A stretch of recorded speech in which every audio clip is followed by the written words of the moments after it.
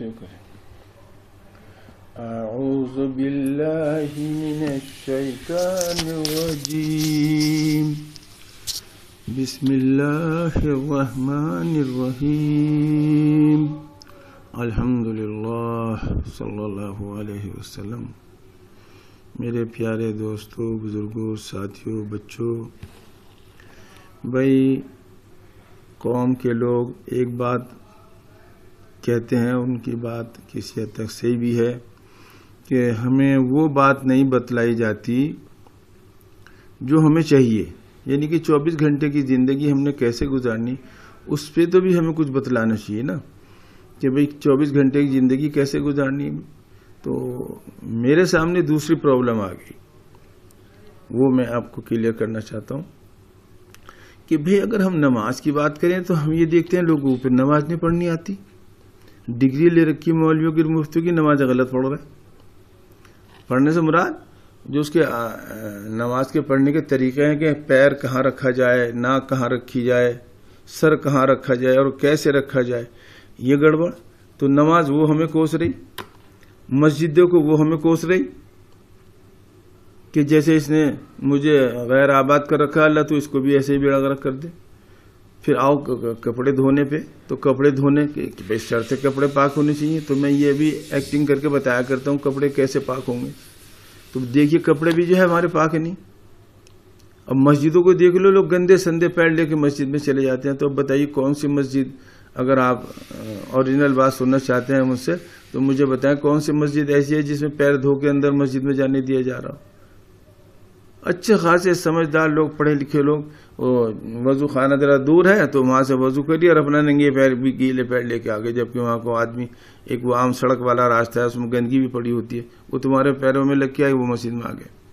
اب آؤ قرآن کے اوپر، تو قرآن کے اوپر دیکھ لو کتنی، جب جماعت میں جاتے ہیں سب سے بڑی پکڑ جو ہے وہ یہی ہوتی ہے کہ کتنا ہم قرآن شریف کو غلط پڑھ رہے ہیں.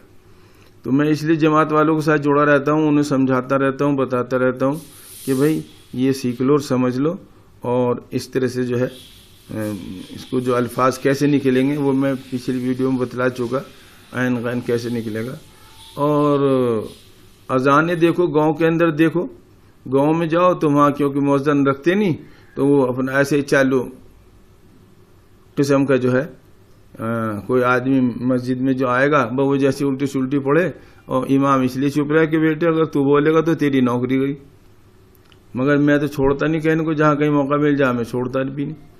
اب ایک دن میں ایک مسجد میں تھا یہاں دہرادون میں، تو وہ بڑے میاں ایسی غلط تکبیر پڑھ رہا ہے کہ مجھ سے برداشت نہیں ہوا. میں نے بڑے بھائی آپ رہنے دیجئے، لاؤ چلو میں پڑھتا ہوں تکبیر، سمجھے نا. تب وہ میں نے تکبیر پڑھی.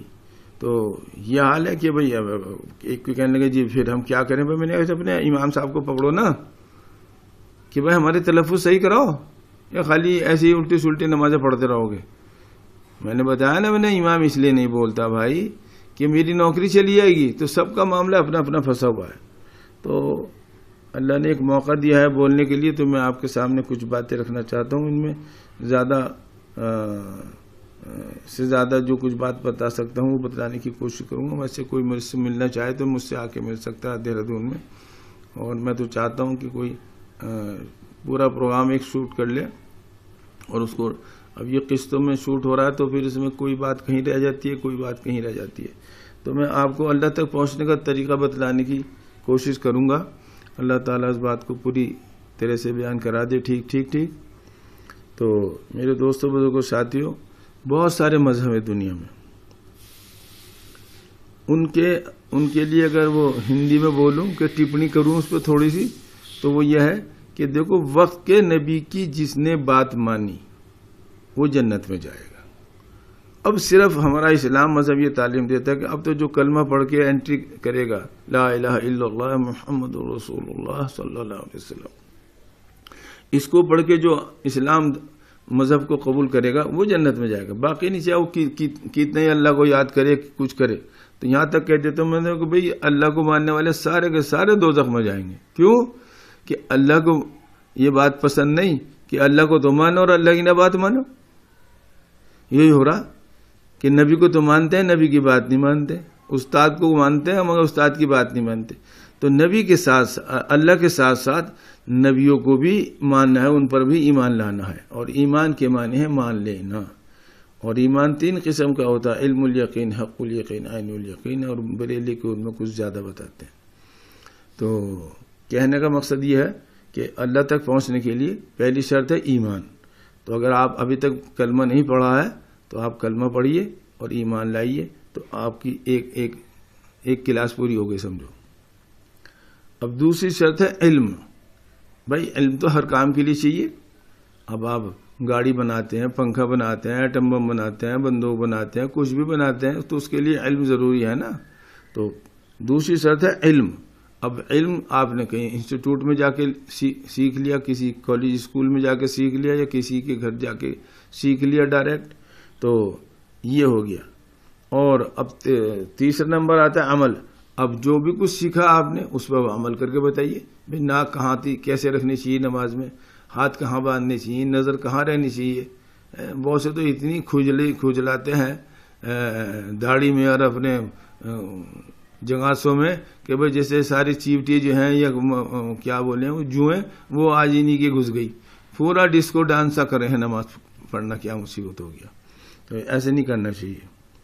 تو دوسری شرط علم، تیسرا نمبر عمل، اور چوتھا نمبر وسیلہ، وابتغوا الیہ الوسیلہ۔ تو بھائی وسیلے کے بغیر تو کام ہی نہیں چلتا۔ اب کوئی کہیں سے کہیں تک جا رہا تو کوئی ٹرین کا وسیلہ لے رہا، کوئی ہوائی جہاز کا وسیلہ لے رہا، کوئی موٹر سائیکل، کوئی پیر کا ہی وسیلے لے رہا ہے، وہ پیدل ہی چل کے جا رہا ہے، جو اس کے پاس پیسے نہیں تو کیا کرے۔ وسیلہ وابتغوا الیہ الوسیلہ۔ تو کسی کامل شیخ کے ہاتھ پر بیعت ہو جائیے اور ان سے ذکر اللہ سیکھیے اور نماز سیکھیے، جو بھی دین کی باتیں ان سے، اور دیکھ بھال کے پیر بنائیے۔ یہ نہیں کہ کھاؤ پیو پیر، جیسے میں نے ایک کتاب میں پڑھا کہ وہ پیر صاحب نے کہا ہاں بھائی یہ تو بتاؤ بھائی تمہارا بھینسیں کتنی بند رہی، کہیں جی 20 بھینسیں ہیں۔ بتا یار مکھن تو بھی لے کر آیا کر، ایسے آ جا پیدل ہی بالکل۔ تو ایسے کو پیر نہیں بنانا جو کھاؤ پیو پیر ہو۔ اور یہ ہو گیا چوتھا نمبر، اور پانچواں نمبر ہو گیا خوف خدا۔ آپ کے دل میں 24 گھنٹے اللہ کا خوف رہنا چاہیے۔ یہ نہیں کہ قبرستان چلے گئے تو وہاں سب جا گئے ایک ہی ڈائلاگ بولتے ہیں، دیکھو بھائی یوں نو بھائی، بس بھائی دیکھ لے بھائی یہ کرو آخر بھائی، اور یہیں آ کے نہیں بٹنا ہے بھائی، اب نہیں اور کچھ کرنے گڑبڑ ٹھیک ٹھاک کریں گے، سب وہاں توبہ توبہ توبہ کرتے رہتے ہیں قبرستان میں۔ اور جب باہر آئے تو وہی ظلم شروع، بہن کا حصہ مار لیا، بیوی کا حصہ مار لیا، جائیداد میں اپنے رشتہ داروں کا حصہ مار لیا۔ تو یہ اسلام مذہب جو ہے اصولوں کا مذہب ہے، یہ بے اصول والا مذہب نہیں ہے۔ اس میں تو بھیا جو آئے گا بالکل ایسے ہی ہے جیسے لوہے کے چنے چبانا، اور اس پہ جلتے توے پہ کوئی چلے تو ایسا ہے، بہت سختیاں ہیں۔ تو اس پہ جو ہے ہمیں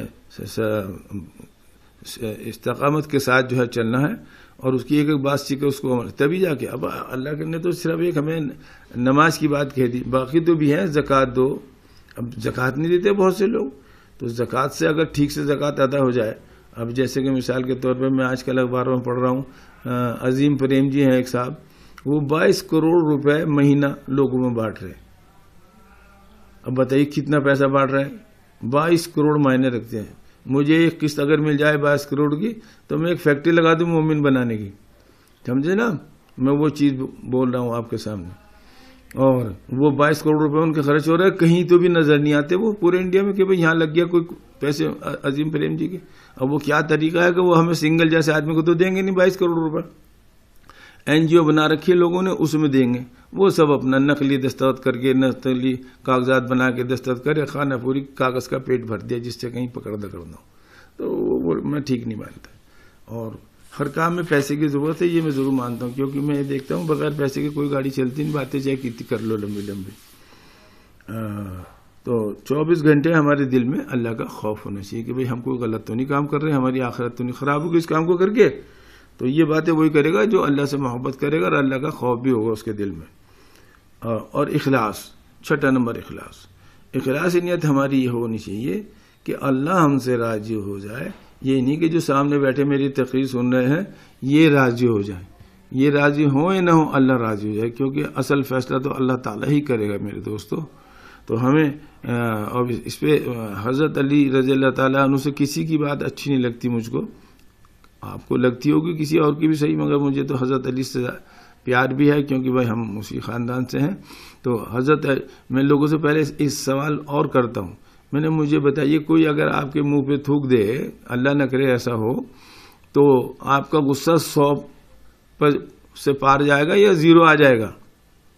تو ہر آدمی ایک ہی جواب دیتا ہے کہ جی 100 سے بھی اوپر چلا جائے گا. میں نے دیکھو 100 سے اوپر چلا جائے گا. اور حضرت علی رضی اللہ تعالیٰ عنہ کو دیکھیے کہ جب آپ نے دشمن کو قابو میں کیا اور اس کی گردن اڑانے لگے تو اس نے کیا حرکت کری؟ آپ کے منہ پر تھوک دیا نالائق نے. اور جب تھوکا تو حضرت علی پیچھے ہٹ گئے اور وہ کہنے لگا اے علی مجھے قتل کیوں نہیں کر رہے ہو آپ؟